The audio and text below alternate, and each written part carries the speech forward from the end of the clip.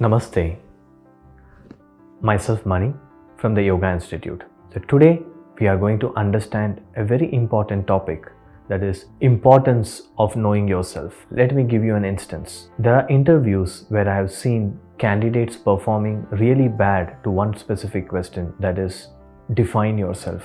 No matter how good, how well they have performed in their academics, no matter how good their communication skills, no matter how good they are in handling things, no matter how good they are with soft skills. I've always seen individuals struggling when it comes to this one particular question, that is define yourself. But today I'm going to give you a structure with which you can really define yourself very easily and very systematically and also structurally. Try to define yourself with respect to 4 things. Number 1, your feelings. Number 2, with respect to your skills and capabilities. Number 3 is certain notions which you have about living and life and the world. Or in short, I can say to be also kind of ideologies that you believe in. And number 4 is your physical weakness and your physical capabilities. So these are 4 aspects which can really help you in defining yourself systematically and also structurally. Your feelings, your skills, your ideologies, and 4, your physical aspect. When I say feelings, try to define what you like, what you don't like, what you feel proud about, what you feel great about, what you feel superior about. Try to define on things that you feel inferior about. It's very important to define these feelings in you. Try to define your attachments, what all things that gives you pleasure, what all things are you addicted to. And finally, also try to understand what all things that scares you. What are the things that makes you nervous? It is very important to define your own self with respect to these feelings, your likes, your dislikes, your attachments, your things that gives you pleasure, things that makes you feel great, proud and superior, things on which you feel inferior, and also things that scares you, that makes you nervous.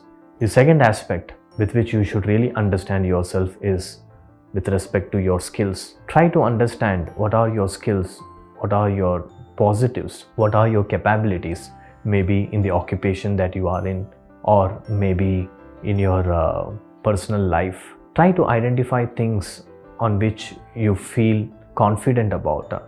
Try to identify things on which you think that you have some special capability, you are better than others, or you are relatively better than others. It could be any skill. It could be a photography skill, it could be a writing skill, it could be your speaking skills, or it could be your skills to handle people, it could be some soft skills, it could be an acting skill, it could be maybe a skill where it demands certain intelligence. You might see yourself to be an intellectual personality, and you might feel that you are quite better when it comes to logical thinking, systematic thinking. You could be better in mathematics, or you could be better in some management. There are certain skills which you can identify in yourself, which you think you are relatively better than others, and try to understand yourself with respect to these skills which you possess and identify it, and always make sure that you know what are your skills and capabilities. And third, try to identify your ideologies. What are the kind of ideologies that you believe in? What is your idea about life? What is your idea about the world? What are your ideologies and beliefs when it comes to politics, or maybe society, or maybe life by itself? What are your philosophies of life? What is that philosophy that you are following in life? Or what are those philosophies that you believe in? Try to identify your own philosophy, the ideologies that you believe in. Try to identify the beliefs that you have in you with respect to maybe religion, or with respect to God, with respect to life, with respect to politics, with respect to maybe economics, with respect to the society. List down all the ideologies that you believe in. List down all the philosophies that you believe in. List down all the beliefs that you have, including try to identify how spiritual you are. Do you believe in spirituality?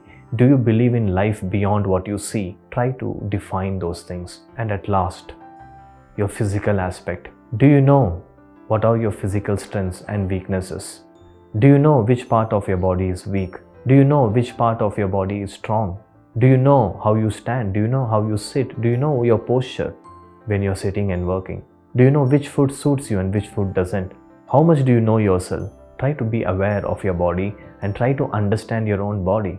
that what for you and what doesn't work for you, what are your physical strengths and what are not, what is your stamina, How long can you walk in a day? What is your capability? How much weight can you lift? How many steps are you walking in a day? Are you aware of it?